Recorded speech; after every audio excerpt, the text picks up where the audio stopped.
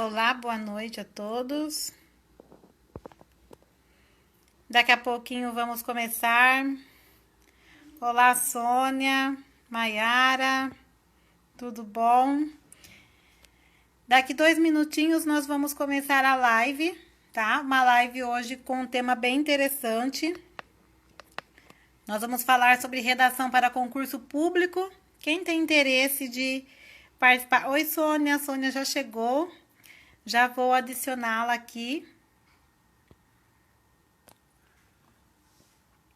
para participar da nossa live. Entrando. Não esqueçam de enviar o convite, né, para quem vocês também conhecem, que tiver interesse. Tá dando certo? Oi, Ana, você está me ouvindo? Oi, Sônia, estou ouvindo, tudo bom? Tudo bem? Tudo bom, graças a Deus. Oi, gente. Melhor agora. Oi, gente que está entrando. Deixa eu colocar aqui, encostar. Isso, daqui 2 minutinhos a gente começa aí a apresentação. Tá bom, então.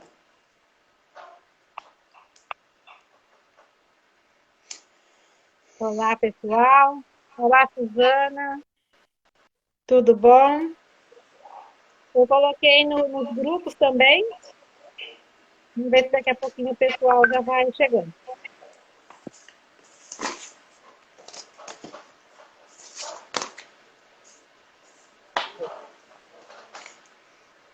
Quem está chegando agora, se quiser enviar o convite, fica à vontade. Foi difícil, mas tranquilo, né, Sônia? Oi? Desculpa, não ouvi direito. Foi tranquilo, né, para entrar. É a minha estreia, gente, em live de Instagram. Eu faço normalmente em YouTube, mas Instagram nunca tinha feito. Será a primeira experiência, mas vai ser muito bom também. Estreando aqui com esse pessoal bacana, né, Ana? É isso aí. Pessoal, em primeiro lugar, né, gostaríamos de agradecer a presença de vocês aqui junto conosco. Vamos dar, então, início aí à nossa live. Antes de a gente começar a entrar no tema, né, que concerne aí a nossa formação, nós vamos falar um pouquinho, nos apresentar, né?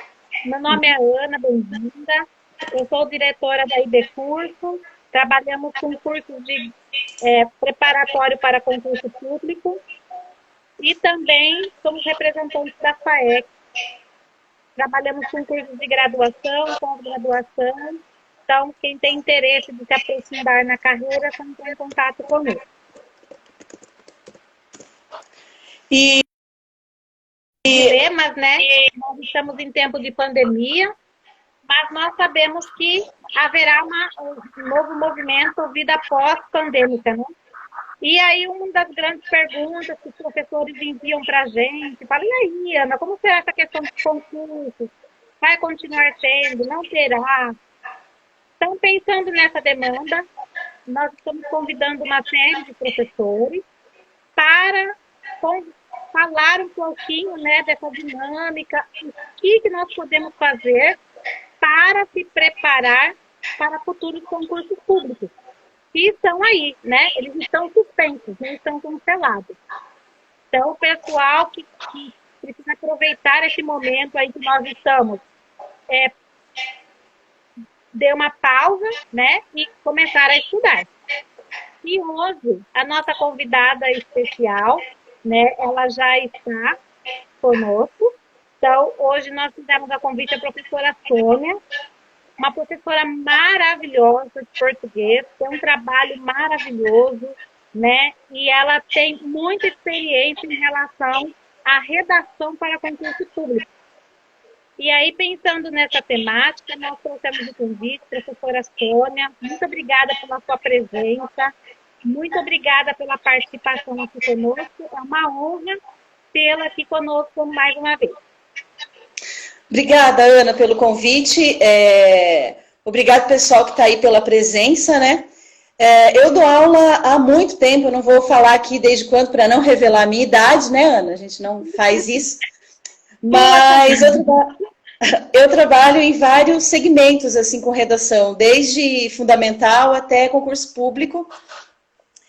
E é um assunto que faz muita gente enroscar, né? Escrever dá medo, e muita gente, não sei se é o caso de vocês aqui, se expressar através da escrita não é uma coisa fácil. E, claro, existem técnicas que a gente pode desenvolver, mas não existe uma fórmula pronta. Senão, ela já... Enfim, se existisse, quem inventou já teria, com certeza, vendido e ficado milionário, né? E o que a Ana falou dos concursos é a realidade, né, gente? Eles não foram cancelados, eles estão só suspensos. Mas eles estão aí. E eu acho que, né, em relação à questão da escrita, ela é importante para o concurso, mas eu acho que a redação, a escrita, ela é importante para a nossa vida, para a gente conseguir se comunicar. E eu acho que quando a gente começa essa prática de escrever, escrever ajuda a pensar melhor, ajuda a entender melhor o mundo, né? Então é bem importante. E várias são as dúvidas, né, gente? Tem muita gente que... Eu falo para os meus alunos, tem gente, Ana, que tem dificuldade de começar. Tem gente que tem dificuldade de terminar. E tem gente que tem dificuldade de fazer o meio. Ou seja, as dificuldades são muitas. São enormes, né? Então, assim, eu também já prestei vários concursos públicos, a gente sabe, quando a gente se vê diante ali da redação, você fala por onde começar, né? E pensando nessa questão do por onde começar, eu recebi uma pergunta, né, da professora Sônia, que ela fala o seguinte: existe alguma fórmula, modelo que eu possa seguir para fazer uma boa redação? Existe uma fórmula aí que vai fazer com que eu consiga chegar nisso aí? Como eu tinha falado, né, gente, não tem uma fórmula mágica. Não existe uma fórmula, mas existe uma coisa que é a estrutura textual. E que aí a gente precisa seguir. Quando a gente pensa nos concursos, o gênero que eles vão cobrar é a dissertação. Nenhum concurso público vai te pedir para fazer uma crônica narrativa ou um relato. Eles vão pedir a dissertação. E aí, nesse sentido, existe a estrutura que a gente precisa seguir. Que aí sim dá para treinar dentro desses aspectos dos componentes da redação. Mas dizer que tem uma fórmula que eu vou usar para todas as minhas redações e vai dar sempre certo, não, né? Redação é prática. E eu costumo falar para os meus alunos, porque quer ver, tem uma outra, eu chamo de uma espécie de lenda, que tem gente que fala, eu não vou treinar a redação porque eu leio muito, eu tenho uma biblioteca enorme na minha casa, eu leio leio 3 livros por mês. Então eu nem me preocupo com a redação, porque eu sei que eu vou chegar lá e vou saber produzir. Claro, se você lê muito, vai te ajudar, certo, gente? Vai ajudar vocês a escrever, porque vocês vão ter vocabulário, vão ter repertório. Mas a prática da escrita, ela é extremamente necessária. Eu até sempre brinco com os alunos que é a mesma coisa, pegar essa ideia de que se eu leio, eu escrevo bem, Ana, é a mesma coisa que ler um manual de natação, decorar um manual de natação e pular numa piscina. Qual é a chance de você se afogar? Então, não existe fórmula, existe prática. Exatamente. Obrigada pela resposta. A professora Márcia, ela enviou uma pergunta que ela fala o seguinte: que tipos de temas são mais possíveis no concurso público? Tem como a gente saber? Então, tá vendo, gente? É sempre aquela preocupação de saber qual tema vai aparecer, que temas eu devo treinar. No caso dos concursos públicos, Ana, aí vai depender do quê? Da área. Eu dou aula, por exemplo, para a Polícia Militar de concursos públicos já faz bastante tempo. Normalmente, os temas que caíam tinham relação com segurança pública. Até um tempo atrás. Mas o que aconteceu? As bancas perceberam, gente, que quando a banca fica focada no tema da área, todo mundo fica treinando aqueles temas. E as bancas vêm surpreendendo. Então, hoje em dia, nos concursos, não tem assim, estou prestando para a área de educação. Necessariamente vai cair alguma coisa da minha área. eles pegaram já essa sacadinha que os alunos têm, né, de dizer, então se é da área de educação, eu vou fazer várias, discutindo, por exemplo, sei lá, a educação à distância em tempos de pandemia. Não dá para a gente esperar esse tipo de tema. Hoje em dia os temas são variados, inclusive até para testar a coisa da argumentação mesmo e do repertório. No último da PM que teve, para vocês terem uma ideia, os alunos lá treinando, porte de armas, utilização de bala de borracha, deve desmilitarizar a PM ou não, e o tema foi A Cidade é para Todos? Esse foi o tema. Quem organiza é a VUNESP. Então, A Cidade é para Todos? Aí teve um outro tema, porque lá são vários concursos. Os jogos de azar devem ser legalizados no Brasil? Hoje em dia tem mudado, então, gente. Se antigamente, né, Ana, não sei, você falou que já prestou concursos públicos, pode me contar. Tinha essa tendência, né, quando você prestou? Sim. Aí era mais aquela questão tendenciosa mesmo, né? Então, eu vou fazer na área da educação, então colocava ali um pensador, né, que fosse importante para a época, como Paulo Freire. Então, fazia alguma coisa que já era relacionada à educação. Então, meio que você já ia, se preparava, né? Estudava os autores para fazer ali uma argumentação sobre aquilo que eles iriam colocar como tema. Hoje, já não pode esperar dessa forma, né? Uhum. Hoje em dia, qualquer tema é tema. Enfim, essa questão da redação, quem está assistindo a nossa live, com certeza já se fez perguntas como o título é obrigatório em toda a redação? A gente fica com essas pequenas dúvidas. Eu tenho que botar o título, será? Tudo depende da banca, né, gente? Quando vocês vão fazer uma prova, a gente tem de olhar muito bem, não só o edital, mas no dia da prova, as instruções. Tem alguns concursos que não pedem, não especificam, eu quero esse título. Aí você não precisa colocar. Mas tem outros que falam, dê um título ao seu texto. E eu costumo comentar nas salas em que eu dou aula que, às vezes, essa questão do título atrapalha o candidato, Ana. Porque tem alunos que primeiro dão o título para depois escrever. Eles pensam primeiro no título para depois pensar na redação. É como, sei lá, eu tenho um filho e eu nem sei se é menino ou menina, eu não sei como que ele vai ser, e eu vou lá e coloco o nome de João. E é mais ou menos isso, né, gente? Então, esses pequenos detalhes e que a gente tem dúvida, a gente tem que ficar de olho no que está sendo pedido. Faz toda a diferença. Uhum. E tem várias dúvidas, né, que surgem, assim, em relação à redação. O professor Paulo, ele enviou uma pergunta, que ele falou assim, é verdade que não se pode criticar os governantes em redações, né? Então, por exemplo, se eles colocar ali uma opinião do ponto de vista ou político partidário, ou contra, ou criticando a ação de algum governante na época. O que você acha sobre isso? O professor Paulo está perguntando. Então, essa é um outro tabu em relação às provas de redação. Sempre me perguntam isso nas aulas.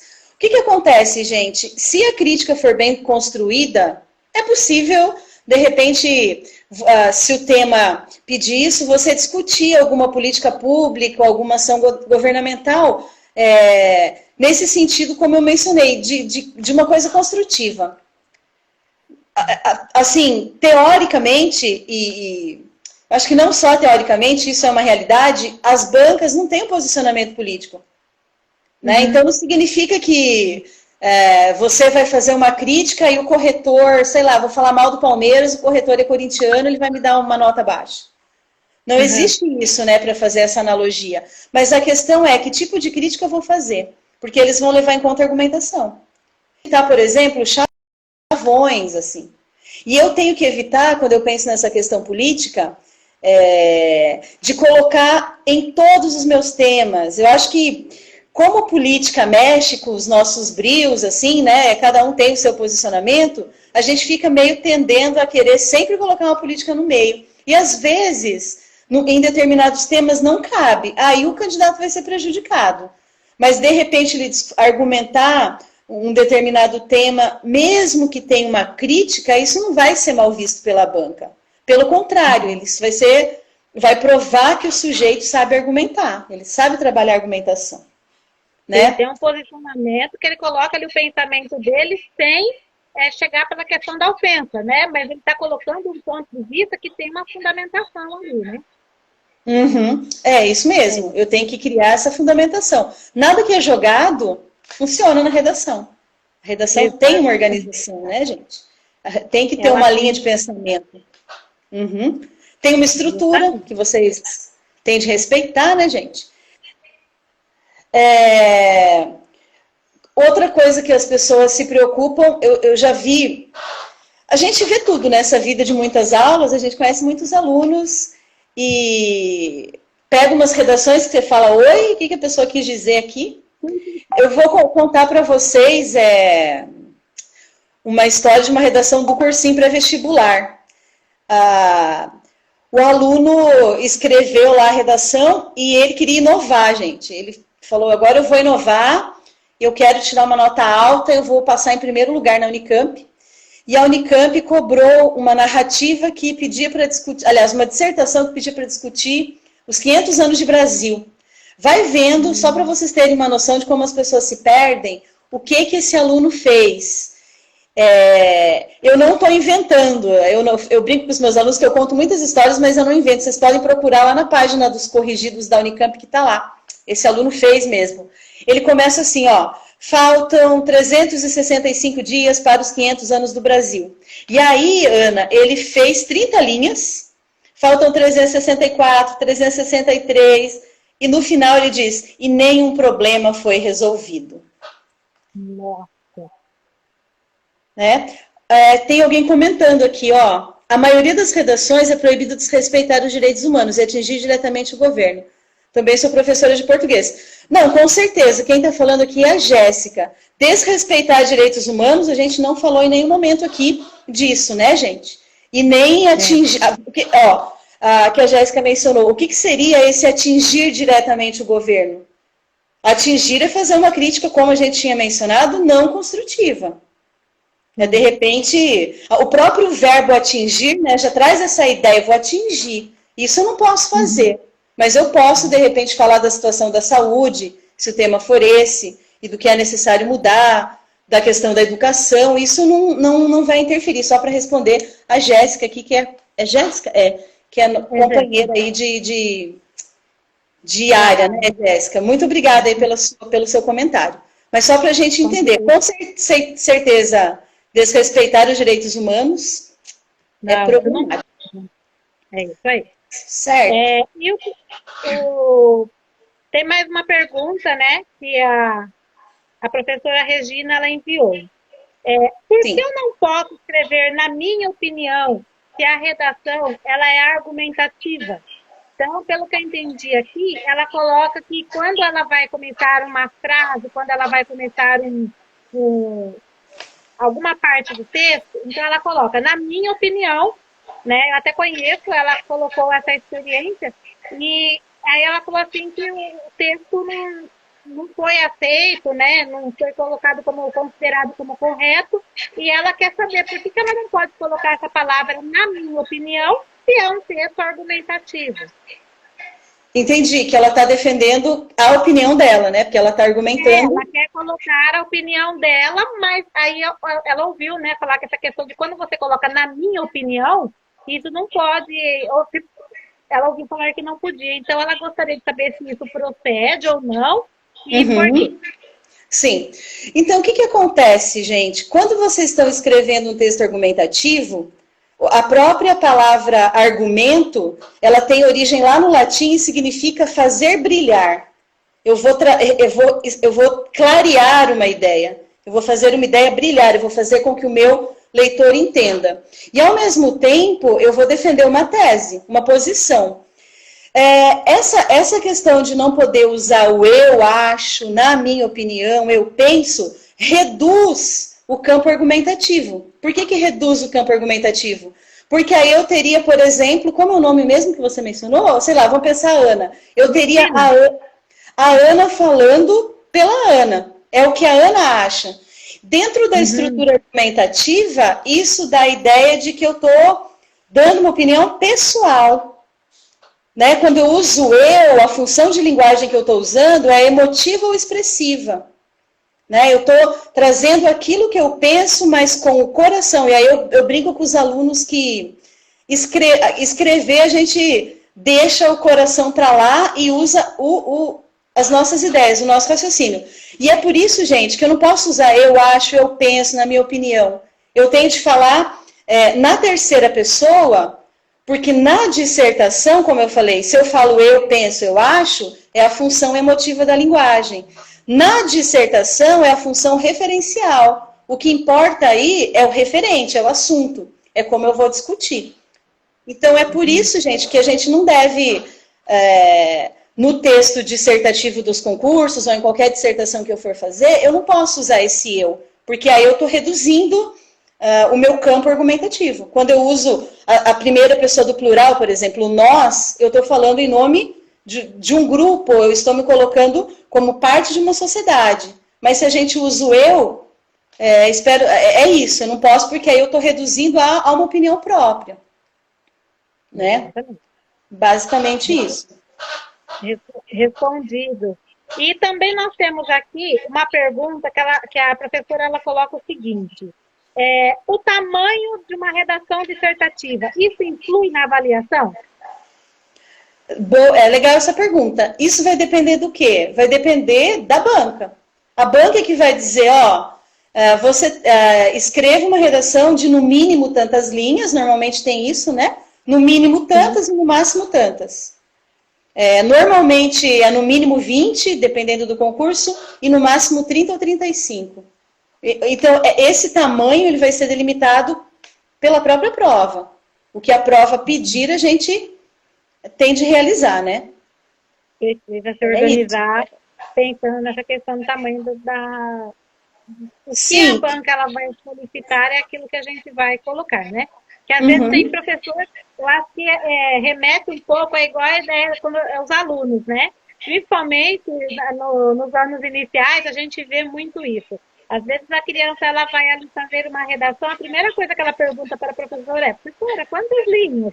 Né? Então, quantas linhas eu vou fazer? São 5, 10, 15, né? E isso parece que não, mas isso remete, a gente carrega aí. Tanto que a professora ela pergunta isso, né? Se tem quantidade de linhas, se pode ser tamanho inclui, se é grande ou pequeno, o texto. E, na verdade, a gente pensa na estrutura, na qualidade, né? Que esse texto ele vai ser produzido, né? Sim, Então, é muito importante a gente pensar nisso. Sim. Então, até aqui, com as perguntas que as professoras enviaram, né? Não sei se o pessoal que está nos assistindo, se também tiver mais alguma pergunta, pode colocar, né? Aproveitar, né?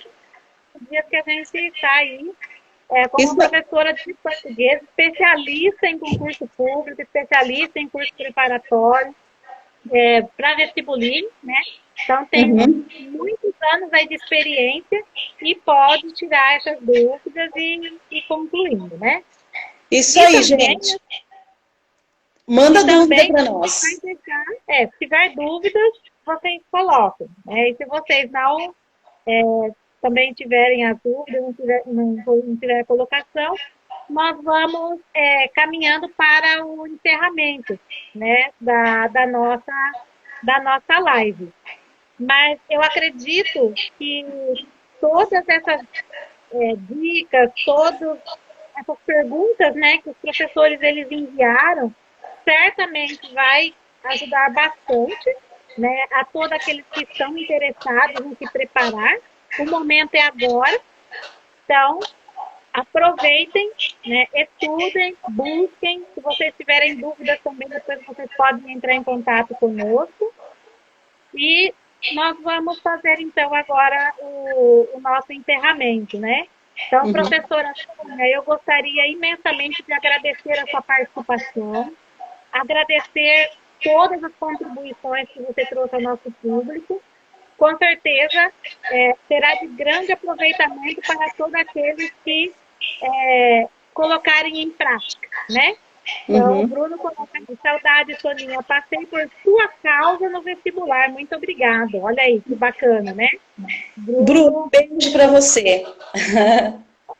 Olha aí que beleza, né? Então, é isso aí, gente. Se vocês também estiverem interessados, quiserem se preparar e fazer a diferença nos concursos públicos, entre em contato conosco. Nós vamos abrir turmas, né, de português, matemática, e vocês tiverem interesse, entre em contato, que a gente estará formando turmas, e a professora Sônia faz parte do nosso time, né, desde o ano passado está aí conosco.